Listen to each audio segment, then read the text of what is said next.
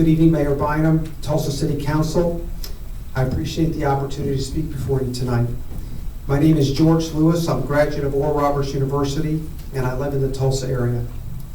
I attended the last City Council meeting about 3 weeks ago, and at that meeting there was a discussion amongst a Tulsa police officer and another gentleman concerning the disproportionate number of homicides in various parts of the city, like North Tulsa. The discussion made me very aware and concerned about the subject of disproportionate homicides.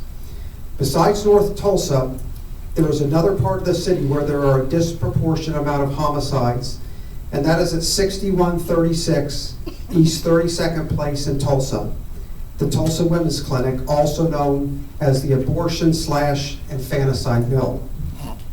Every week, between 30 and 50 innocent babies are brutally murdered by an abortionist doctor.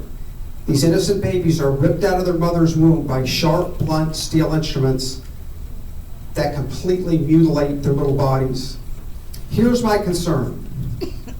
The citizens of Tulsa County want and demand justice for the murder of teenagers and adults, and even animals in Tulsa, but not for the innocent babies who cannot speak or defend themselves. This is not equal justice. I have been going to the infanticide clinic for the past 2.5 years. This past Saturday morning, a Tulsa police officer, Greg Comfort, issued a citation to a gentleman who was on an electronic device pleading with the moms and dads walking into the infanticide clinic not to murder their babies. We were told that Article 37 of the Tulsa City Ordinance states that excessive noise is prohibited around places of business. I would not have had such a problem with this rationale, but for the fact that Officer Comfort did nothing to stop the murder of the innocent children being slaughtered while he was there. I thought it is law enforcement's responsibility to enforce the law. The law of the United States clearly prohibits murder of any form. The United States Supreme Court back in 1973 wrote an opinion that infanticide should be legal. Let's all be clear, the Supreme Court does not have the power to make laws, Congress does, and Congress to this day has never made such a law allowing for the murder of anyone. We the people have been sold a lie that abortion is the law of the land. It clearly is not. If there is not justice for everyone, including the unborn, then there is no real justice in our land. As public servants and elected officials in the city of Tulsa, representing we the people, I plead with your moral compass today that you obey and uphold the law and immediately stop the murders that are taking place at the homicide clinic, just like you're upholding the law when it concerns other homicides. Since 2013, there have been less than 100 homicides per year in Tulsa.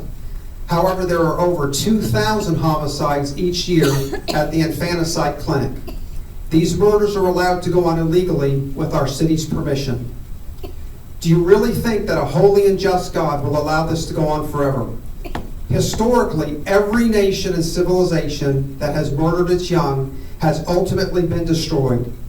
In fact, we're reminded in Scripture, James 1:27, that pure and undefiled religion before God is this, to visit orphans and widows in their distress. Who, may I ask, is more of a widow, an orphan, than an innocent baby in their mother's womb ready to be murdered? And who is more a widow than a woman who gets pregnant and feels she can't adequately provide for her baby? Are we, like Scripture tells us, not to help them? Today, Mayor Bynum and Tulsa City Council, you can make a decision to be on the right side of history and end this atrocity here in Tulsa.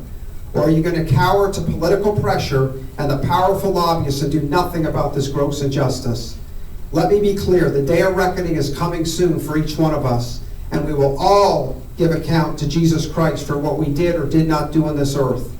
I pray and plead that you make a right and wise decision by upholding and obeying the law by ending this Holocaust.